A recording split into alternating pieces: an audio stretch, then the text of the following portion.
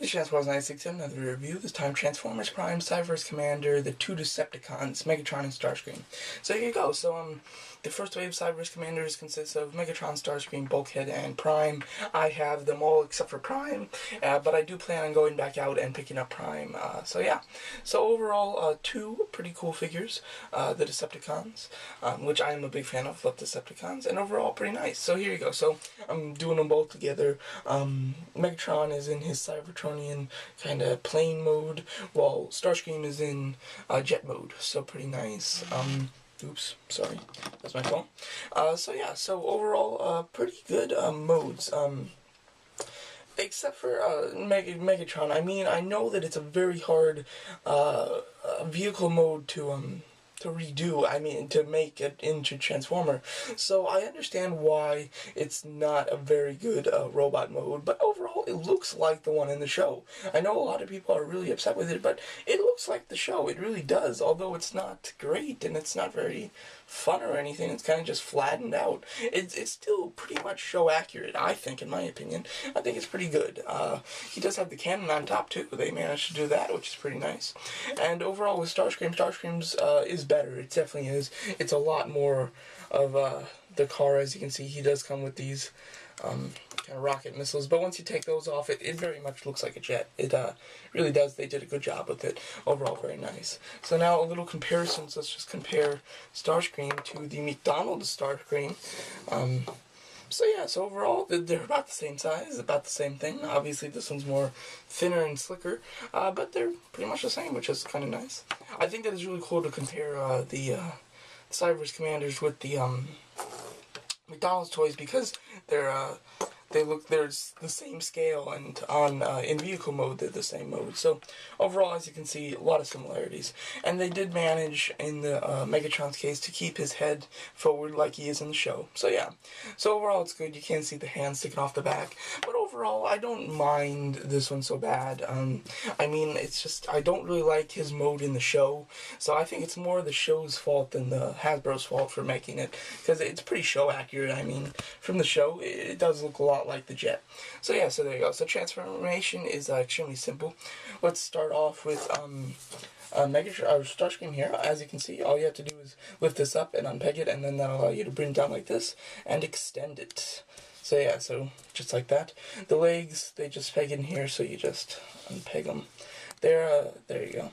They unpeg really easy. They're kind of like you have to get them just right to peg them in there, but yeah, then you just, oh, actually, don't flip that up yet. With the arms, what you want to do is just split them, which this can be kind of hard. It wasn't today, but sometimes it's kind of hard to find a nice opening to split them with, and then you can just rotate the head down. Straighten out the arms, and rotate this little jetpack up, and then move the things up here just like this to form the back wings, and there you go. So overall, very simple transformation, which is nice. It's good that it's pretty solid. Jet mode, but he's got a pretty solid transformation as well. So I'll lift up the camera in a second. So here you go. So Starscream looks very cool. He's pretty nice. Well, you know what? I'll transform them both and then talk about it. So move this guy to the back. Okay, he's a little bit hard to stand because of his odd proportions, but I'll take that because it's very movie accurate, or show accurate. But Megatron, you just want to flip out the legs right here, just like that. Pretty simple. Move this assembly down, and once you have it like kind of halfway down, don't peg it in yet. What you're going to want to do is just get these little chest pieces up, and then keep them there, and then you can peg it in, and then just move them in place to form his chest, which is pretty nice. Then rotate the legs down, just to rotate them down, just like that. Unpeg the cannon from this arm, then you can rotate it like this. You can take off the little knife weapon, and rotate the gun, and there you go. So overall, transformation, very simple on both of them. They're pretty plain and simple. So now let me start the review of Starscream. So Starscream's very nice. He's pretty show accurate, I think. In my opinion, he looks pretty good.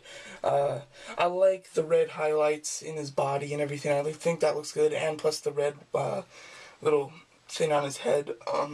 It's unfortunate that they decided to do the little red stripe on his head for the Cyberverse Commander, but they couldn't even do it for the Deluxe. Don't really understand that, but the Deluxe doesn't have that painted, but whatever.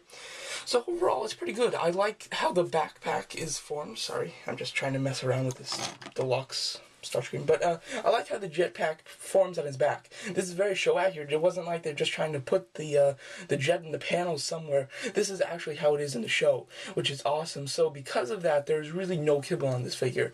The only problem that I have with this figure is, actually, I've got two problems. One's pretty small. One is just, I think that the thigh joints are a little too loose, especially since he's got such small, spindly, little skinny legs, that he does have a little bit of triple standing. So wish they could have made these joints a little tighter.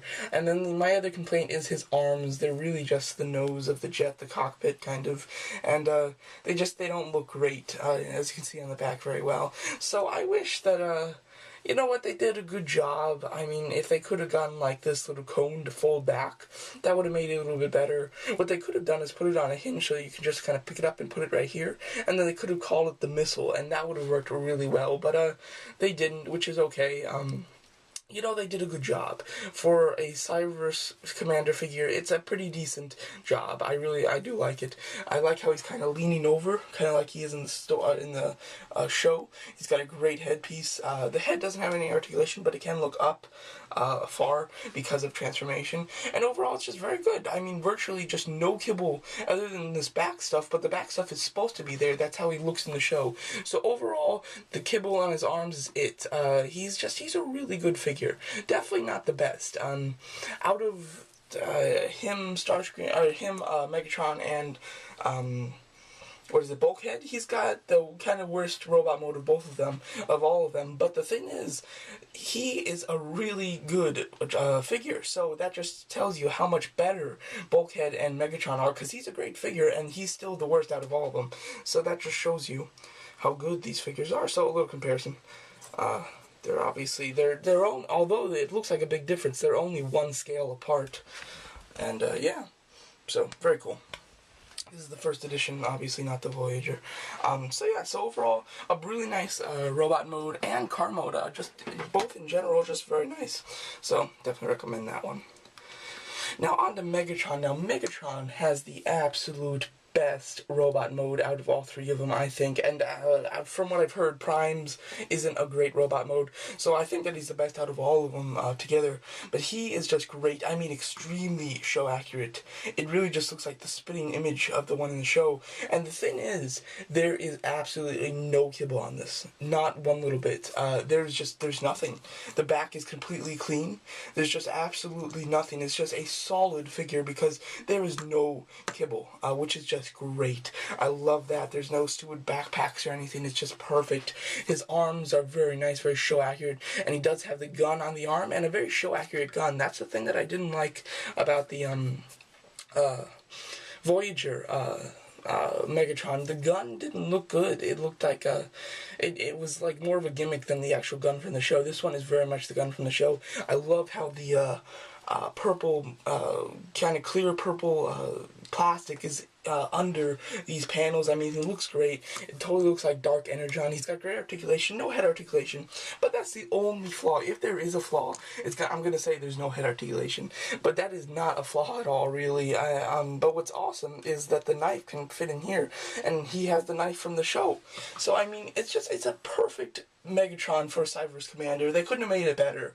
Really, the car mode is the only thing that really fails, but I think that although it's a little bit Hasbro's fault, I think it's more of the show's fault than actual Hasbro, because it's a very odd vehicle for the show. So overall, I think it's great. Here he is compared with the Voyager. And yeah, so overall, just a really fantastic figures for both of them. I would highly recommend both of these guys. If you can get them both, definitely do it. They're definitely worth it. But if you can only get one, Megatron all the way, so much better. But still, very good figures, and I highly recommend them. So there you go. That's